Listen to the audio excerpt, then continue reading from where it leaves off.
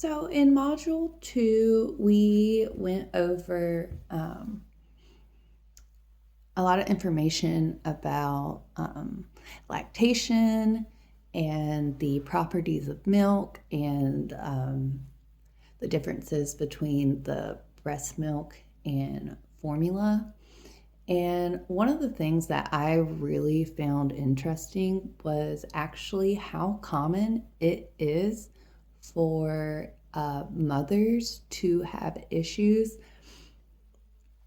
during their breastfeeding journey, whether it is, they're not able to breastfeed, or, say they're got some plugged ducts and they're not able to breastfeed for, a certain period of time, or their nipples hurt. I definitely, before knowing more about how formula has been improved to mimic more of the nutrients that are actually in breast milk, and how it is safe to use, it is good to use, there is no shame in women using formula. I definitely, before, had been like, oh my gosh, like, don't give the baby formula, breastfeed as much as you can. And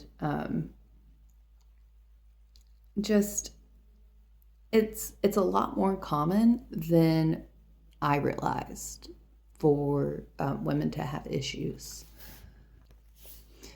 Another thing that I found very interesting from this module was talking about the use of herbal remedies to help women with their milk supply.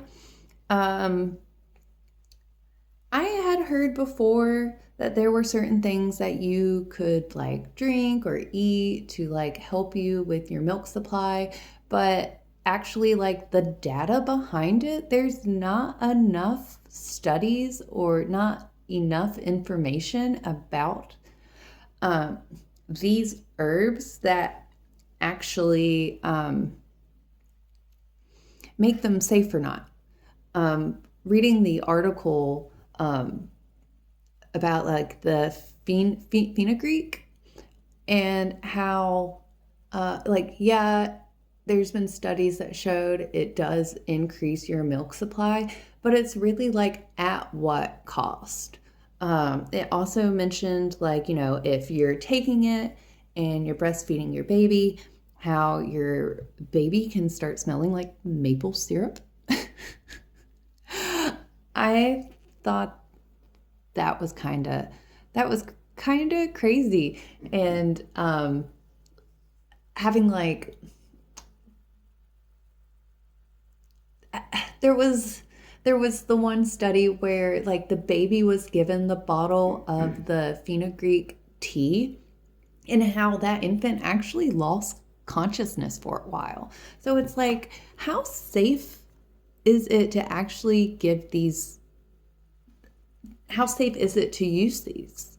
How safe is it to recommend these to the mothers? I mean, we can go and look at the studies and look at okay, well, you might have some abdominal discomfort, or your baby might. So it's really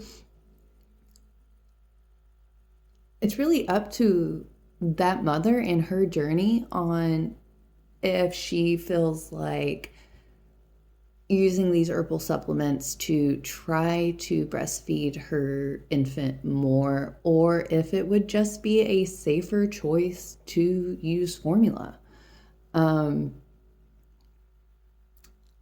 Also, things that I found interesting that weren't as big was the second highest reason for women to quit breastfeeding is sore nipples.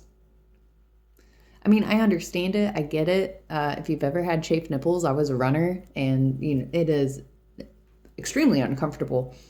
And also how you can put cabbage leaves on your boobies to help with inflammation. I understand cold compress, but I just think it's super cool that I can put cabbage leaves to help you. That was that was an interesting one.